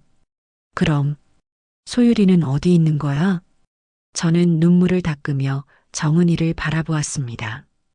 하준이가 엄마 돌아가셨다고 했어. 정은아, 소율이가 진짜 말을 끝맺지 못했어요. 목이 메어 소리가 나오지 않았습니다. 회장님, 제가 조사해 보겠습니다. 정은이가 단호하게 말했어요. 하준이 엄마 그러니까 아가씨에 대해 전부 조사하겠습니다. 어디서 뭘 하다가 왜 아이만 남기고 그렇게 됐는지 부탁해. 저는 떨리는 목소리로 말했습니다. 뭐든 다 동원해. 흥신소, 법무법인 뭐든 전부 알아내줘. 알겠습니다. 정은이가 나간 후 저는 회장실에 홀로 남았습니다. 결과지를 들고 한참을 바라보았어요. 99.99%. 제 피를 나눈 손자. 소율이가 남기고 간 아이. 소율아. 빈 회장실에서 혼자 딸의 이름을 불렀습니다. 내가 아이를 낳았구나. 엄마가 몰랐어. 눈물이 멈추지 않았어요. 3일 후 정은이가 두꺼운 서류 봉투를 들고 찾아왔습니다. 회장님, 조사 결과 나왔습니다. 정은이의 얼굴이 굳어 있었어요. 평소와 달리 눈가가 붉었습니다. 무언가 심각한 것을 알게 된 표정이었어요. 앉아서 말해. 저는 소파에 앉았습니다. 정은이가 맞은편에 앉아 서류를 펼쳤어요. 손이 떨리고 있었습니다. 회장님, 먼저 말씀드려야 할 게 있습니다. 정은이가 저를 바라보았어요. 눈에 눈물이 맺혀 있었습니다. 아가씨께서 2015년 겨울에 돌아가셨습니다. 저는 숨이 멎었습니다. 알고 있었어요. 하준이가 말했으니까. 하지만 확인되는 순간 온몸에서 힘이 빠졌습니다. 어떻게 사인은 폐렴 합병증이었습니다. 하지만 정은이가 말끝을 흐렸어요. 입술을 깨물었습니다. 하지만 과로와 영양실조가 원인이었습니다. 오랜 기간 혹사당하신 것 같습니다. 뭐라고? 저는 벌떡 일어났습니다. 그게 무슨 소리야? 혹사당했다니? 정은이가 서류를 넘겼어요. 강민혁이라는 남자, 아가씨의 남편이었습니다. 영세 기획사 대표였어요. 그건 알아. 그 남자가 아가씨를 착취했습니다. 정은이의 목소리가 떨렸어요. 술집 영업 공연, 새벽 유흥가 행사, 건설 현장 위로 공연. 하루에 두세 군데씩 돌렸습니다. 수익은 대부분 자기가 가져갔고요. 저는 믿을 수 없었습니다. 귀가 멍해지는 것 같았어요. 아가씨는 열악한 숙소에서 지내셨고 제대로 된 식사도 못 하셨어요. 임신 중에도 무대에 서셨고 출산 한 달 만에 복귀해서 공연하셨습니다. 임신 중에도? 네. 출산 후에도 쉬지 못하셨어요. 몸이 망가져가는 걸 그 남자가 방치했습니다. 그러다가 정은이가 말을 잇지 못했어요. 눈물이 흘러내렸습니다. 그러다가 2015년 겨울에 쓰러지셨고 제대로 된 치료도 못 받으시고 돌아가셨습니다. 저는 다리에 힘이 풀려 소파에 주저앉았습니다. 내 딸이, 내 소율이가 그렇게 고통받으며 살다가 그렇게 처절하게 죽었다고. 제대로 된 장례도 없었습니다. 간소하게 화장만. 저는 더 이상 듣고 있을 수 없었습니다. 두 손으로 얼굴을 감싸고 오열했어요. 내 딸이 그렇게 죽었어? 목구멍에서 울음이 터져 나왔습니다. 숨을 쉴 수가 없었어요. 그 남자가 내 딸을 죽인 거야. 분노가 치밀어 올랐습니다. 하지만 동시에 죄책감이 밀려왔어요. 내가 그때 딸을 내쫓지 않았으면, 내가 딸의 꿈을 인정해줬으면, 소율이는 그런 남자한테 안 갔을 거야. 소율이는 그렇게 죽지 않았을 거야. 다 내 잘못이야. 저는 바닥에 주저앉아 울었습니다. 15년 전 그날 딸을 내쫓은 그 순간이 떠올랐어요. 뒤돌아보지 않고 걸어갔던 그때, 그게 소율이를 죽인 거나 마찬가지였어요. 회장님, 정은이가 조심스럽게 말했습니다. 그리고 하준이에 대해서도. 저는 고개를 들었어요. 눈물 젖은 눈으로 정은이를 바라보았습니다. 하준이가 왜? 그 남자가 하준이한테도 똑같이 하고 있습니다. 뭐라고? 아가씨한테 했던 것처럼 하준이를 무대에 세워서 돈을 벌고 있어요. 학교도 제대로 못 다니고 하루 종일 공연 스케줄에 쫓기고 있습니다. 수익은 전부 그 남자가 가져가고요. 저는 주먹을 불끈 쥐었습니다. 분노로 온몸이 떨렸습니다. 그 남자가 내 딸을 죽였어. 그리고 지금 내 손자까지 똑같이 착취하고 있어. 회장님, 어떻게 하시겠습니까? 정은이가 물었어요. 저는 눈물을 닦고 일어섰습니다. 눈빛이 단단해졌어요. 하준이를 구해야지. 목소리가 떨렸지만 단호했습니다. 내 딸은 못 지켰어. 하지만 손자만은 꼭 지킬 거야. 저는 창밖을 바라보았습니다. 해가 지고 있었어요. 어둠이 내리는 서울 하늘. 하지만 저는 몰랐습니다. 손자를 구하기까지 얼마나 험난한 길이 기다리고 있는지, 그리고 강민혁이라는 남자가 얼마나 끈질기게 하준이를 놓지 않으려 할지 전혀 알지 못했어요. DNA 결과가 나온 후 며칠이 지났습니다. 저는 정은이를 통해 하준이의 상황을 계속 파악하고 있었어요. 법적으로 손자를 데려오기 위한 준비를 하고 있었습니다. 변호사들과 상담하고 아동보호 전문기관과 연락하고 증거를 모으고 있었어요. 하지만 상황은 제 예상보다 빠르게 나빠지고 있었습니다. 회장님, 큰일입니다. 어느 날 저녁 정은이가 급하게 들어왔어요. 얼굴이 창백했습니다. 왜? 무슨 일이야? 하준이 스케줄을 입수했는데요. 우승 이후로 행사가 엄청나게 늘었어요. 정은이가 서류를 펼쳐 보여주었습니다. 빼곡하게 적힌 일정표였어요. 저는 눈을 크게 떴습니다. 이게 다 뭐야? 하루에 두세 개의 행사씩 잡혀 있어요. 전국을 돌고 있습니다. 오늘 부산, 내일 대구, 모레 광주. 새벽 행사, 심야 행사 가리지 않고요. 저는 이를 악물었습니다. 그 남자가 하준이 우승으로 인지도가 올라가자 더 많이 굴려 먹으려는 거였어요. 하준이 상태는? 정은이가 고개를 숙였습니다. 좋지 않습니다. 며칠 전 행사장에서 찍힌 사진인데요.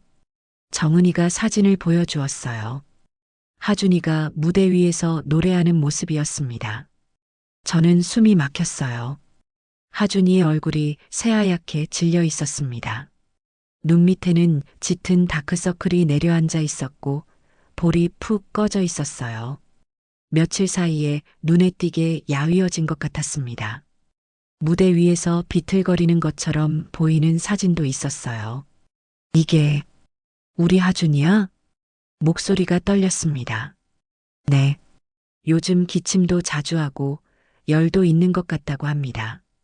저는 주먹을 불끈 쥐었어요. 분노로 온몸이 떨렸습니다. 법적 절차 기다릴 시간이 없어. 저는 단호하게 말했어요. 더 늦으면 하준이도 소율이처럼. 말을 끝맺지 못했습니다. 목이 메어 소리가 나오지 않았어요. 며칠 후 정은이가 급히 찾아왔습니다. 회장님, 큰일입니다. 정은이의 얼굴이 굳어 있었어요. 손에 들린 서류가 바들바들 떨리고 있었습니다. 왜? 또 무슨 일이야? 강민혁이 하준이를 불법 도박장 개장 행사에 투입하려고 합니다. 뭐라고? 저는 벌떡 일어났습니다. 불법 도박장이요. 내일 새벽 2시 공연입니다. 장소는 경기도 외곽의 어떤 창고 건물이에요. 거기 위험한 사람들이 많이 모이는 곳입니다. 저는 머릿속이 하얘졌어요. 10살짜리 아이를 불법 도박장에 큰 돈을 받고 계약한 것 같습니다.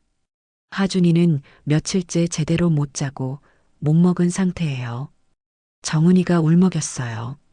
회장님, 하준이가 지금 위험해요. 저런 곳에 가면 저는 더 이상 듣고 있을 수 없었습니다. 지금 당장 가야 해.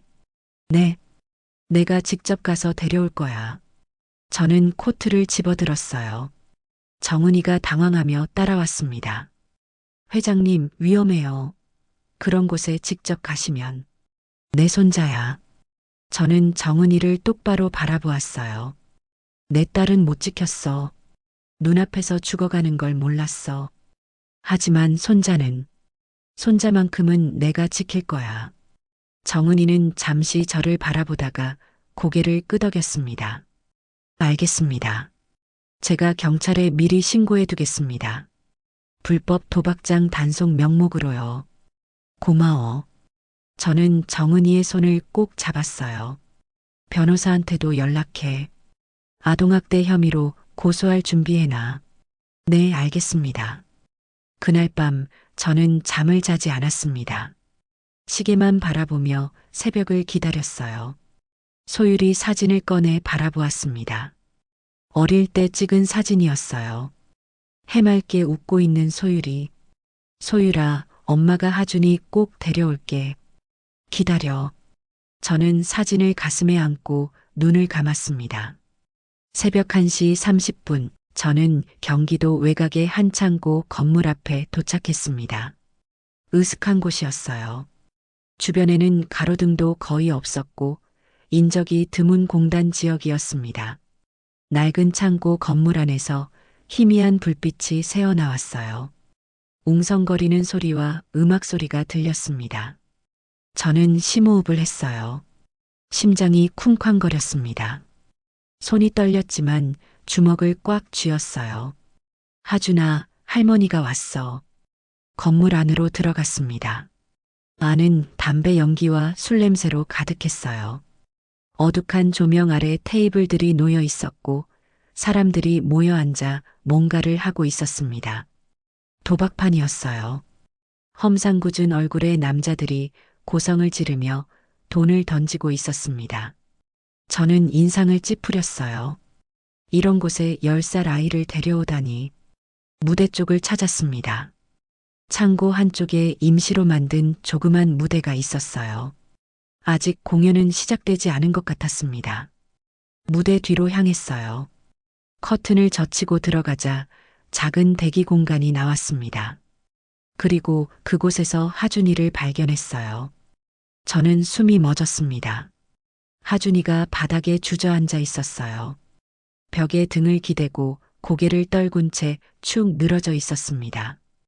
얼굴이 새하얗게 질려 있었고 입술이 파랗게 변해 있었어요. 거친 숨소리가 들렸습니다. 이마에는 땀이 송글송글 맺혀 있었고 온몸이 떨리고 있었어요. 하준아. 저는 달려가 하준이 앞에 무릎을 꿇었습니다. 하준이의 얼굴을 두 손으로 감쌌어요. 이마가 불덩이처럼 뜨거웠습니다. 열이 심하게 나고 있었어요. 하준아, 나야. 할머니야. 하준이가 힘겹게 눈을 떴어요. 초점이 흐릿했습니다. 저를 알아보는데 시간이 걸렸어요. 할머니. 뭐? 목소리가 가늘게 떨렸습니다. 기침이 터져 나왔어요. 콜록콜록 가슴을 쥐어짜는 듯한 기침이었습니다. 그래, 할머니야. 할머니가 데리러 왔어. 저는 하준이를 안아 올렸습니다. 아이가 너무 가벼웠어요. 뼈만 앙상하게 남은 것 같았습니다. 며칠 동안 제대로 못 먹은 게 분명했어요. 같이 가자. 할머니가 데려갈게. 하준이가 제 옷을 움켜쥐었어요. 작은 손에 힘이 거의 없었습니다. 아빠가 무대 서야 한대요. 아니야. 안 서도 돼. 할머니가 있으니까. 저는 하준이를 안은 채 커튼을 젖히고 나왔습니다. 그 순간 강민혁이 앞을 가로막았어요. 뭐야, 당신 누구야? 민혁의 얼굴이 일그러져 있었습니다.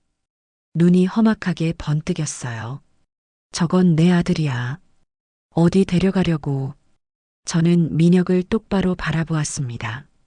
분노가 치밀어 올랐지만 최대한 차갑게 말했어요. 내 손자야. 뭐? 민혁의 표정이 굳어졌습니다. 내가 죽인 한소율, 내 딸이야. 그리고 이 아이는 내 손자고. 저는 하준이를 더 꽉 안았어요. 비켜. 미쳤어? 아들 내놔. 민혁이 하준이를 잡으려고 손을 뻗었어요. 저는 몸을 돌려 하준이를 감쌌습니다.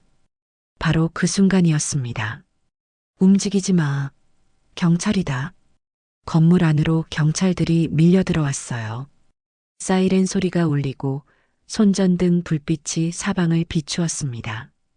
도박판에 있던 사람들이 비명을 지르며 도망치기 시작했어요. 불법 도박장 단속입니다. 전원 움직이지 마세요. 경찰관 한 명이 민혁에게 다가왔습니다. 강민혁 씨, 아동복지법 위반 및 아동학대 혐의로 체포합니다. 뭐? 아동학대? 내가 뭘? 민혁이 버둥거렸지만 경찰관 2명이 양쪽에서 팔을 잡았어요. 묵비권을 행사할 수 있으며 변호인의 조력을 받을 권리가 있습니다. 민혁이 발버둥 치며 소리쳤어요. 아, 저 여자가 내 아들 납치하는 거야. 저 여자 잡아. 하지만 경찰은 민혁을 끌고 갔습니다. 저는 미리 모든 증거를 준비해 두었어요. 아동학대 증거, 착취 증거, 불법 행위 증거. 정은이와 변호사가 철저하게 준비한 것이었습니다. 경찰관 한 명이 제게 다가왔어요. 한서진 회장님이시죠? 아이 상태가 안 좋아 보입니다. 바로 병원으로 가시죠. 네, 감사합니다. 저는 하준이를 안은 채 건물을 빠져나왔습니다. 새벽 공기가 차갑게 얼굴을 스쳤어요. 하지만 품 안의 하준이는 뜨거웠습니다. 열이 너무 심했어요. 하준아, 조금만 참아. 병원 가자. 하준이가 제 옷을 꼭 움켜쥔 채 중얼거렸어요. 할머니, 저 안 버리는 거죠? 눈물이 흘러내렸습니다. 안 버려. 절대 안 버려. 할머니가 평생 지켜줄게. 저는 하준이를 안고 구급차에 올랐습니다. 사이렌이 울리며 병원을 향해 달렸어요. 서울의 대학병원 응급실에 도착했습니다. 의료진이 분주하게 움직였어요. 하준이가 침대에 실려 검사실로 들어갔습니다. 저는 응급실 복도에 서서 기다렸어요. 다리가 후들거렸지만 앉을 수가 없었습니다. 얼마나 시간이 흘렀을까요? 의사가 나왔어요. 보호자분이세요? 네, 제가 할머니입니다. 의사가 심각한 표정으로 말했어요. 아이 상태가 많이 안 좋습니다. 심한 과로와 영양실조, 그리고 폐렴 초기 증상이 있어요.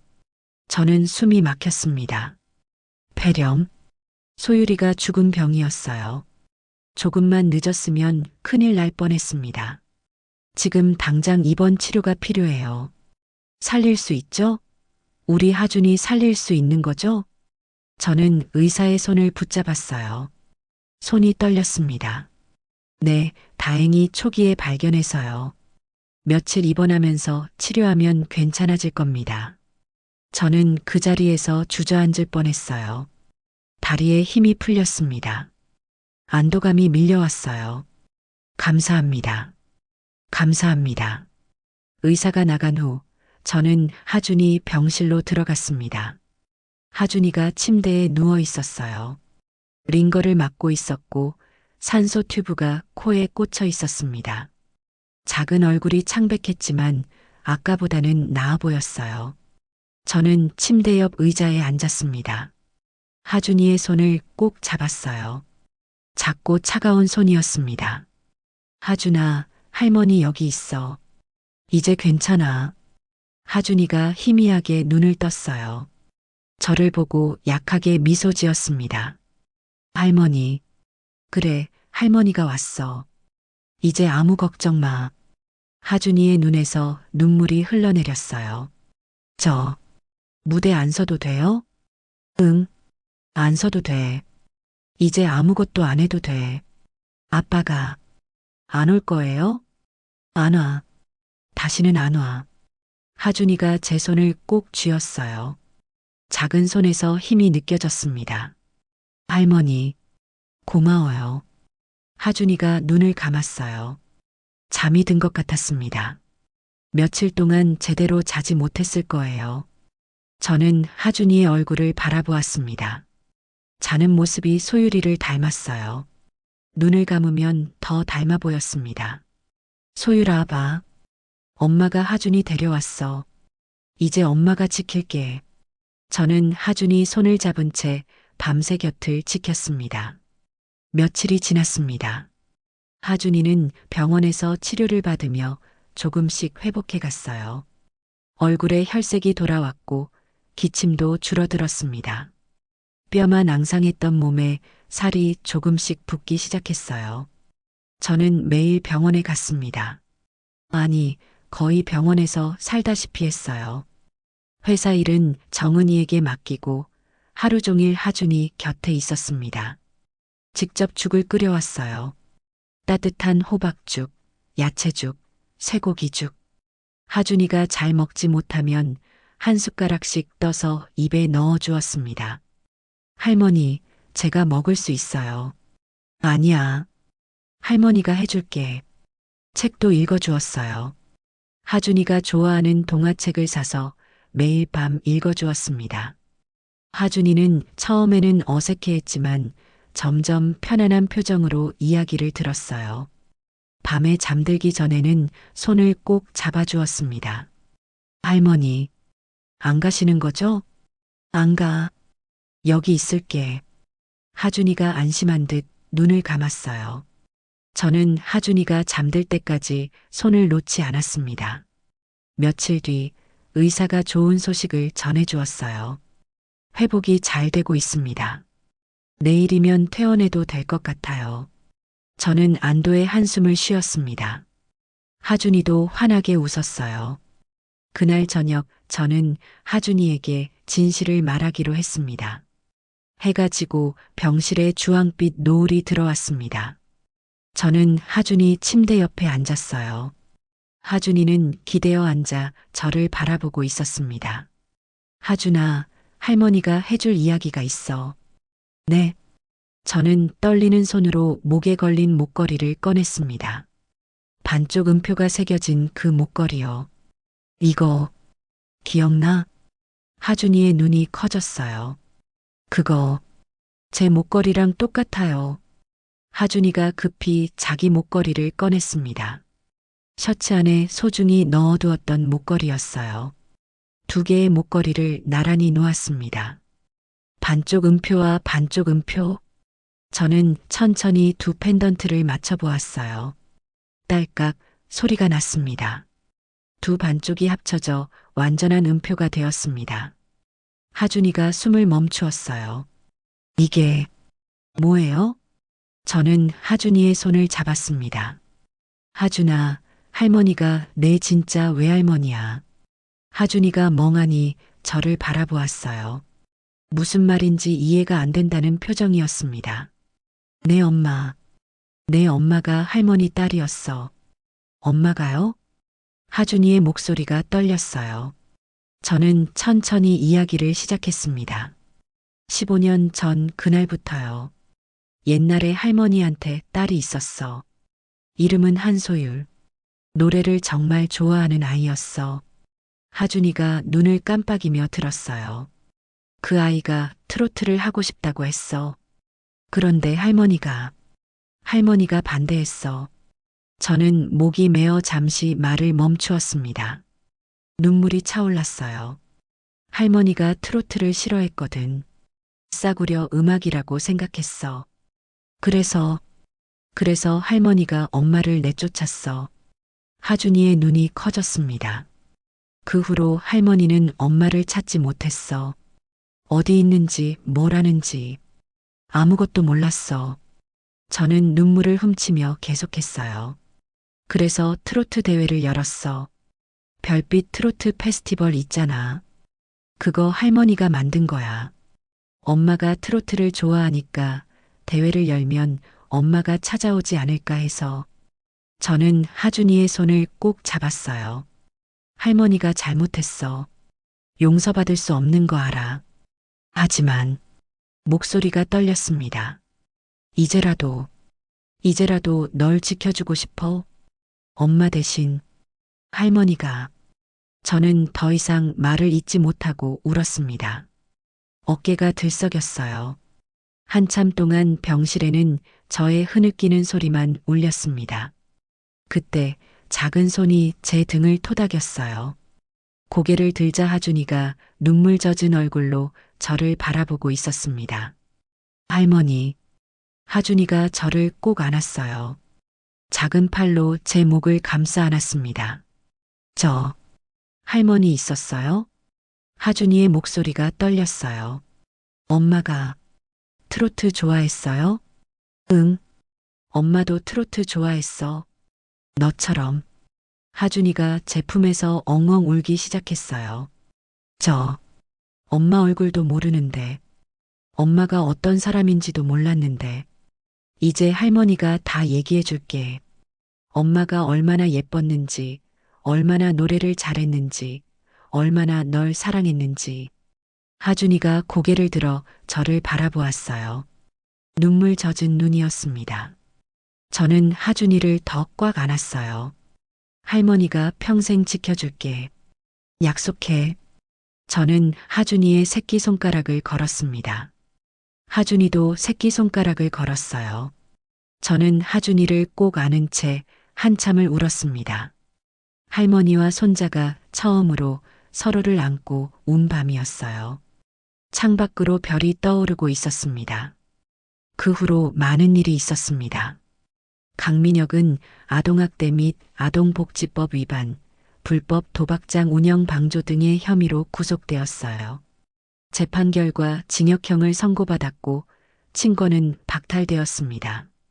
저는 법원에 하준이의 후견인 신청을 했어요. 친족 관계가 DNA 검사로 증명되었고 법원은 저를 하준이의 법적 후견인으로 지정해 주었습니다. 하준이가 제 집으로 왔습니다. 성북동 저택, 15년 전 소율이가 살았던 그 집이에요. 저는 소율이 방을 하준이 방으로 꾸며 주었습니다. 벽지를 새로 바르고 밝은색 커튼을 달았어요. 큰 침대와 책상, 옷장을 새로 들여놓았습니다. 창문으로는 따뜻한 햇살이 쏟아져 들어왔어요. 하준이가 방에 들어서는 순간 입을 다물지 못했어요. 이게 제 방이에요? 응, 이제 내 방이야.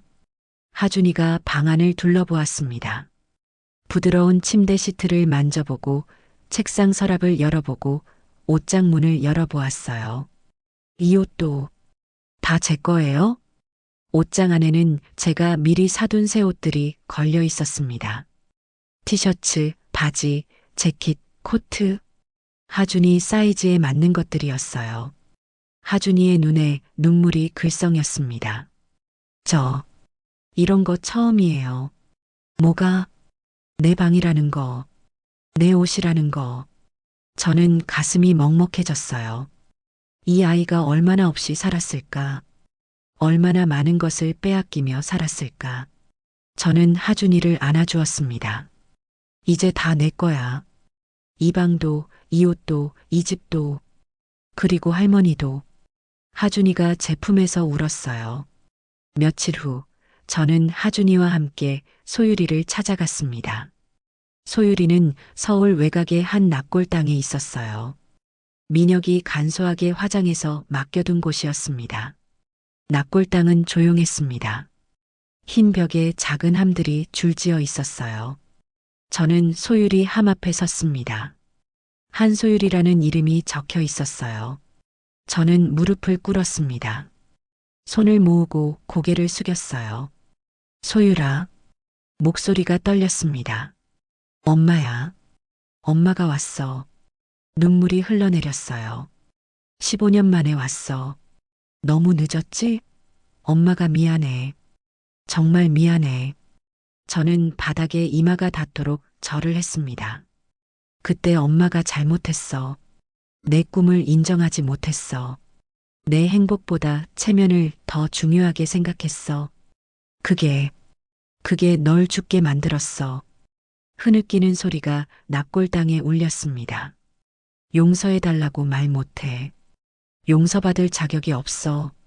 하지만 저는 고개를 들었어요. 하준이는 엄마가 지킬게. 내가 남기고 간 하준이.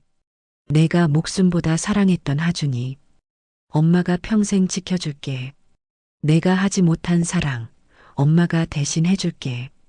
옆에 서 있던 하준이가 앞으로 나왔습니다. 무릎을 꿇고 소율이 함을 바라보았어요. 엄마. 하준이의 목소리가 떨렸습니다. 저 하준이에요. 엄마 기억 안 나는데. 근데 목걸이는 기억나요. 엄마가 주신 거잖아요. 하준이가 목걸이를 꺼내 보여주었어요. 저 이거 맨날 만졌어요. 힘들 때마다 만지면서 엄마 생각했어요. 엄마가 하늘에서 지켜보고 있다고 생각했어요. 하준이의 눈에서 눈물이 흘러내렸습니다. 엄마, 저 할머니 생겼어요. 진짜 할머니요. 이제 안 외로울 것 같아요. 저는 하준이를 안아주었어요. 둘이서 소율이 앞에서 함께 울었습니다. 소율아 봐. 하준이 이렇게 씩씩하게 컸어. 내 아들이야. 내가 목숨 바쳐 지킨 아이야. 저는 소율이에게 약속했습니다. 이제 엄마가 하준이 키울게. 내가 하고 싶었던 거, 내가 해주고 싶었던 거, 엄마가 다 해줄게. 지켜봐. 집으로 돌아온 저녁, 저는 하준이에게 물었습니다. 거실 소파에 나란히 앉아 있었어요. 창밖으로 노을이 지고 있었습니다. 하준아. 네. 트로트. 계속하고 싶어? 하준이가 잠시 생각했어요. 솔직히 말해도 돼요? 응, 가끔 힘들었어요. 아빠가 시켜서 억지로 한 것도 있었어요. 저는 고개를 끄덕였습니다. 그런데 하준이가 저를 바라보았어요. 엄마도 트로트 좋아했다고 했잖아요. 그래서 저도 계속하고 싶어요. 엄마가 하고 싶었던 거 제가 대신 하고 싶어요. 저는 하준이의 머리를 쓰다듬었습니다. 그래. 그런데 하나 약속해. 뭐요? 이제 내가 하고 싶을 때만 해. 하고 싶은 만큼만 해. 힘들면 쉬어도 되고 안 하고 싶으면 안 해도 돼. 하준이가 눈을 깜빡였어요. 정말요? 응. 학교도 다녀야지. 친구도 사귀어야지. 트로트는 그 다음이야. 알겠지? 하준이가 환하게 웃었습니다. 네. 저는 하준이를 안아주었어요. 예전에 저는 소율이에게 트로트를 하지 말라고 했습니다. 그 싸구려 음악을 왜 하냐고. 그게 딸을 죽게 만들었어요. 이제 저는 손자에게 말합니다. 내가 하고 싶은 대로 해. 내가 행복하면 그게 다야. 15년이 걸렸지만 저는 드디어 깨달았습니다. 음악에는 귀천이 없다는 것을요. 사람의 마음을 울리는 것이 진짜 음악이라는 것을요. 저는 항상 반쪽 음표 목걸이를 걸고 다닙니다. 하준이도 반쪽 목걸이를 걸고 다녀요. 언젠가 하준이가 물었습니다. 할머니, 우리 목걸이 합치면 완전한 음표가 되잖아요. 응, 그거 무슨 뜻이에요? 저는 하준이의 손을 잡았어요. 우리가 함께 있으면 완전해진다는 뜻이야. 하준이가 환하게 웃었습니다. 저 이제 안 외로워요. 나도. 저는 하준이를 안아주었어요. 15년간 잃어버렸던 반쪽을 이제야 찾았습니다. 제가 이 이야기를 들려드린 이유가 있습니다. 15년 전 저는 딸의 꿈을 인정하지 못했습니다. 클래식이 고급이고 트로트는 저급하다고 생각했어요. 그 오만함이 제 딸을 죽음으로 몰았습니다. 저는 평생 그 죄를 안고 살 겁니다. 용서받을 수 없다는 것 알아요. 하지만 이제라도 손자를 지키며 살려고 합니다. 딸이 하지 못한 사랑을 제가 대신 하려고요. 여러분도 혹시 사랑하는 사람의 꿈을 무시하고 계신가요? 체면 때문에, 자존심 때문에, 내 생각과 다르다는 이유로 그 사람을 밀어내고 계신가요? 아직 늦지 않았습니다. 지금 당장 그 사람에게 연락하세요. 미안하다고, 사랑한다고, 내 꿈을 응원한다고 말해주세요. 저처럼 15년을 후회하기 전에, 저처럼 영영 기회를 잃기 전에, 한번 떠나보낸 사람은 다시 돌아오지 않습니다. 저는 그걸 너무 늦게 알았어요. 여러분은 저 같은 실수를 하지 마세요. 오늘도 인생 이야기를 끝까지 함께 해주신 시청자 여러분 진심으로 감사드립니다. 구독과 좋아요 보내주시는 따뜻한 응원이 늘 큰 힘이 되고 있습니다. 혹시 여러분도 오늘의 사연과 비슷한 경험이 있으시면 댓글로 나눠주세요. 여러분 모두에게 건강과 행복이 가득하시길 진심으로 기원합니다. 감사합니다.